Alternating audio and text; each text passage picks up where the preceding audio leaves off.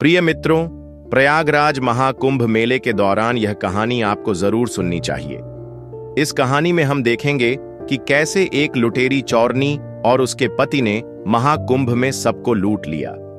किस प्रकार एक अघोरी बाबा ने अपनी शक्तियों से सभी यात्रियों को हैरान कर दिया और किस प्रकार गंगा मैया ने एक विधवा स्त्री की रक्षा की और उसकी लाज बचाई। प्रयागराज महाकुंभ के दौरान नागा साधु और अघोरी बाबाओं के दर्शन करने से मनुष्य किस प्रकार दुखों से मुक्त हो जाता है। जिस भी मनुष्य को अघोरी बाबाओं का आशीर्वाद मिल जाता है उसके सारे कष्ट दूर हो जाते हैं। इसलिए प्यारे मित्रों, हम आपसे निवेदन करते हैं कि आप इस वीडियो को पूरा अवश्य देखें। मित्रों, प्रयागराज के पवित्र गंगा तट पर महाकुंभ 2025 का आयोजन अपने पूरे उत्साह और भव्यता के साथ शुरू हो चुका था। लाखों श्रद्धालु गंगा में डुबकी लगाकर अपने पापों का प्रायश्चित कर रहे थे। यह कुंभ हर बार की तरह केवल धार्मिक आयोजन नहीं था, बल्कि यह आस्था, आध्यात्मिकता और भारतीय संस्कृति का अद्भुत संगम भी था। लेकिन इस बार के महाकुंभ में एक घटना ने सबका ध्यान आकर्षित किया। यह घटना थी, इस भीड़ में एक पति पत्नी ऐसे भी है जो महाकुंभ में चोरी करने के लिए आते हैं। राघव और उसकी पत्नी गूंजन जितने सीधे लगते थे, उनकी हरकतें उतनी ही खतरनाक थी। गूंजन अपनी सुंदरता और चालाकी से लोगों को फंसाकर लूटती थी और राघव उसकी मदद करता था। इस बार उनकी नजर प्रयागराज महाकुंभ की भीड़ पर थी। राघव और गूंजन के नाम से पुलिस पहले से ही सतर्क थी। दोनों ने पहले भी कई जगहों पर चोरी की थी और हमेशा बच निकलते थे। महाकुंभ में भी पुलिस को उनके आने की भनक लग चुकी थी, लेकिन किसी को भी नहीं पता था कि राघव और गुंजन कौन है और किस व्यक्ति को अपना अगला शिकार बनाएंगे। महाकुंभ के विशाल मेले में गुंजन ने अपनी चालाकी शुरू कर दी। वह सजी धजी और गहनों से लदी हुई एक साधारण महिला की तरह भीड़ में घूमने लगी। उसकी मुस्कान और रूप देखकर लोग उस पर आसानी से भरोसा कर लेते थे। वह कभी किसी के पास जाकर बात करती, कभी किसी दुकान पर खड़ी होकर सामान देखने लगी। कुछ ही समय में उसने कई श्रद्धालुओं के गहने और पैसे लूट लिए। राघव दूर से सब देख रहा था। जैसे ही गूंजन अपना काम पूरा करती, वह किसी गली में जाकर सामान राघव को पकड़ा देती और राघव उस सामान को अपने पास छुपा लेता है। महाकुंभ में एक श्रद्धालु गूंजन के झांसे में आ गया। वे लोग अपने गांव से गंगा स्नान करने आए थे। गूंजन ने उनके पैसे और गहने चुरा लिए। जब श्रद्धालु ने अपने पैसे गायब देखे तो उसकी आंखों में आंसू आ गए। वह बार बार कहता, हे गंगा मैया, मैं आपके दर्शन के लिए पैसे बचाकर लाया था, अब मेरे पास कुछ नहीं बचा। गूंजन ने यह सब सुना, लेकिन उसका दिल कठोर हो चुका था। वह सोचती थी, यह तो हमारा धंधा है, इससे ही हमें सुख प्राप्त होता है। जब यह खबर पुलिस को मिली कि चोरनी मेले में आ चुकी है, उन्होंने राघव और गूंजन को पकड़ने की कोशिश की, लेकिन यह चोरनी का जोड़ा भीड़ का फायदा उठाकर हमेशा की तरह बच निकलने में कामयाब हो गए। प्रयागराज महाकुंभ में श्रद्धालुओं की भीड़ लगी हुई थी। इन्हीं श्रद्धालुओं में एक विधवा मां और उसका बेटा केशव भी शामिल थे। बुढ़ी अम्मा के पति का देहांत कई वर्षों पहले हो चुका था। घर की जिम्मेदारियां अब केशव के कंधों पर थीं। परिवार में केशव की एक छोटी बहन भी थी, जिसकी शादी के लिए वे लोग वर्षों से पैसे और गहने इकट्ठा कर रहे थे। विधवा मां ने बड़े चाव से बेटी के लिए सुंदर आभूषण बनवाए थे। वे कहती थीं, बेटी की शादी हमारे परिवार की सबसे बड़ी खुशी होगी। केशव ने भी मां की बातों से प्रेरित होकर दिन रात मेहनत की थी। अब जब उनके पास पर्याप्त धन और गहने इकट्ठा हो गए थे, तो उन्होंने सोचा कि महाकुंभ में स्नान कर पुण्य अर्जित करेंगे और फिर शादी की तैयारियों में जुट जाएंगे। महाकुंभ के मेले में पहुंचकर बूढ़ी अम्मा ने केशव से कहा, बेटा, कहते हैं कि संगम में स्नान करने से हमारे सारे पाप धुल जाते हैं और हमारे पूर्वजों को भी मुक्ति मिलती है। हमें पहले स्नान करना चाहिए, फिर बाकी काम करेंगे। केशव ने मां की बात मानी।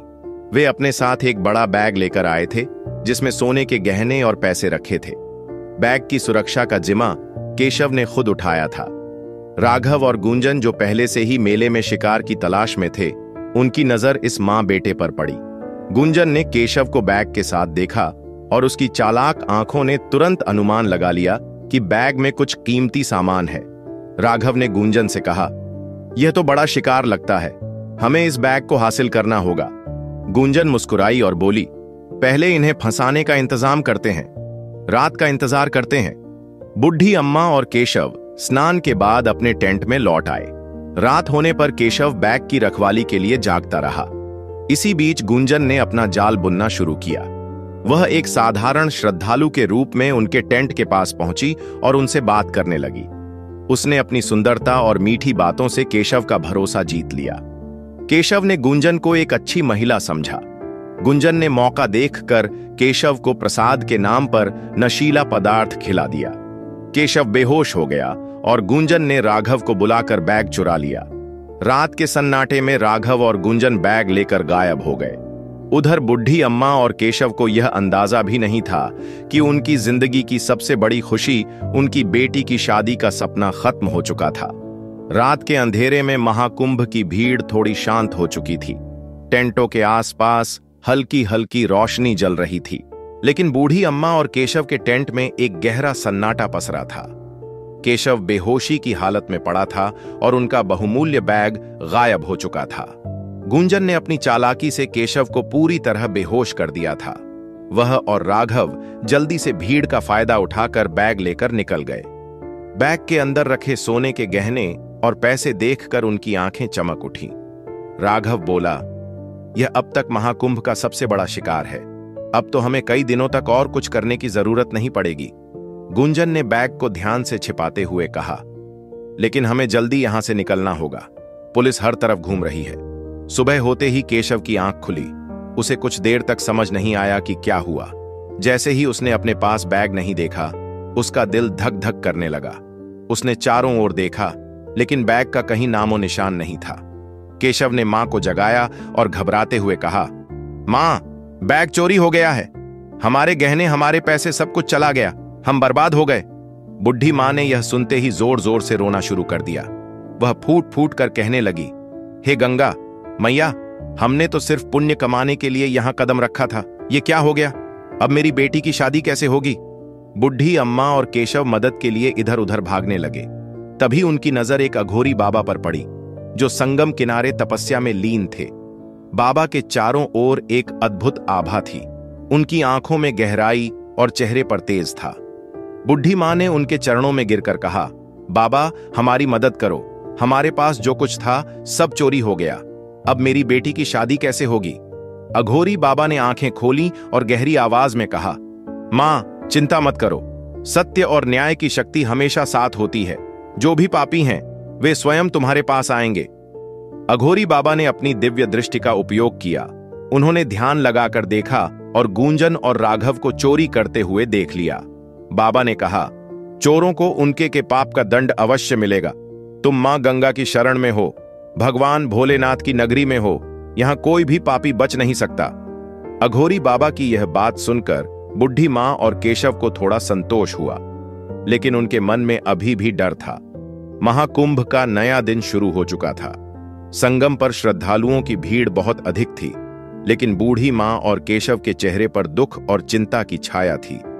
वे अघोरी बाबा की बातों पर भरोसा कर रहे थे, लेकिन उनका दिल अभी भी चोरी हुए गहनों और बेटी की शादी की चिंता से भारी था। बुढ़ी अम्मा और केशव संगम के पास बहुत दुखी हुए बैठे थे। बुढ़ी अम्मा गंगा मैया से प्रार्थना कर रही थी, हे गंगा मैया, आपने हमेशा अपने भक्तों की रक्षा की है। मेरी भी रक्षा कीजिए। मेरी बेटी का भविष्य अंधकार में न जाने दीजिए। केशव ने आसपास के लोगों से मदद की गुहार लगाई, लेकिन मेले की भीड़ में किसी ने उनकी बात पर ज्यादा ध्यान नहीं दिया। अघोरी बाबा ने बुढ़ी अम्मा और केशव के पास आकर कहा, मां, तुम्हारा दुख मैं देख सकता हूं। सत्य की शक्ति सबसे बड़ी है। इन चोरों को उनके कर्मों का दंड मिलेगा। बाबा ने अपने कमंडल से पानी छिड़का और अपनी साधना शुरू की। उनकी मंत्रोच्चार की गूंज से माहौल गंभीर हो गया। बाबा की दिव्य शक्ति से चोर और चोरनी को अदृश्य रूप से अपनी ओर खींचने की प्रक्रिया शुरू हो गई। दूसरी ओर राघव और गुंजन चोरी किए गहनों और पैसे को लेकर खुशियां मना रहे थे, लेकिन अचानक गुंजन को महसूस हुआ कि उसका चेहरा जलने जैसा लग रहा है। उसने शीशे में देखा तो उसकी सुंदरता धीरे धीरे समाप्त हो रही थी। उसकी चमकती त्वचा काली और बेजान हो गई थी। राघव के शरीर पर लाल लाल दाने उभरने लगे। वह चिल्लाने लगा, यह क्या हो रहा है? यह किसका श्राप है? गुंजन घबराते हुए बोली, यह जरूर हमारे पापों का फल है। हमें महाकुंभ में चोरी नहीं करनी चाहिए थी। यहाँ भगवान शिव की शक्तियां काम करती हैं। यहाँ पर कोई भी पापी पाप नहीं कर सकता। चोर और चोरनी को समझ में आ गया कि उनकी हालत महाकुंभ जैसे दिव्य स्थान पर चोरी करने का परिणाम है। गुंजन ने रोते हुए कहा, राघव, हमें उन लोगों से माफी मांगनी होगी, वरना हम दोनों बच नहीं पाएंगे। राघव ने सहमति में सिर हिलाया और दोनों ने चोरी किए गए बैग को उठाया। राघव और गुंजन, जो अब अपने पापों का दंड भोग रहे थे, महाकुंभ की भीड़ में सिर झुकाए चल रहे थे। गुंजन की सुंदरता पूरी तरह नष्ट हो चुकी थी और राघव का शरीर घावों से भरा था। उनका हर कदम भारी लग रहा था। चोरी किए गए बैग को वापस लौटाने के अलावा उनके पास अब कोई रास्ता नहीं बचा था। बुढ़ी अम्मा और केशव अघोरी बाबा के पास बैठे हुए अपनी स्थिति को लेकर चिंतित थे। तभी बाबा ने कहा, धैर्य रखो। जो लोग तुम्हें लूट कर ले गए थे, वे अपने पापों से हार कर तुम्हारे पास आएंगे। यह महादेव की धरती है, इस पर कोई भी पापी बच नहीं सकता। बुढ़ी अम्मा और केशव को बाबा की बातों पर पूरा भरोसा था। उन्होंने गंगा मैया और भगवान भोलेनाथ का नाम लेकर प्रार्थना करना जारी रखा। राघव और गुंजन धीरे धीरे बूढ़ी अम्मा और केशव के टेंट तक पहुंचे। उनके चेहरों पर गहरा पश्चाताप झलक रहा था। गुंजन ने बैग बूढ़ी अम्मा के सामने रखते हुए कहा, मां, हमें माफ कर दो। हमने आपकी बेटी की शादी का सपना तोड़ने की कोशिश की, लेकिन अब हम समझ गए हैं कि हमारे कर्मों का फल कितना भयानक हो सकता है। बुढ़ी अम्मा ने बैग देखा, जिसमें उनके सभी गहने और पैसे सुरक्षित थे। उसकी आंखों से आंसू बाहर निकले। अघोरी बाबा ने अपनी गहरी आवाज में कहा, तुम्हें तुम्हारे पापों का दंड मिल चुका है। यह गंगा मैया और ईश्वर का न्याय है, लेकिन यह केवल शुरुआत है। अब तुम्हें समाज के सामने अपने कर्मों की सजा भुगतनी होगी। तभी पुलिस वहां पहुंच गई। अघोरी बाबा ने पुलिस को सब कुछ बताया। राघव और गुंजन ने बिना किसी विरोध के आत्मसमर्पण कर दिया।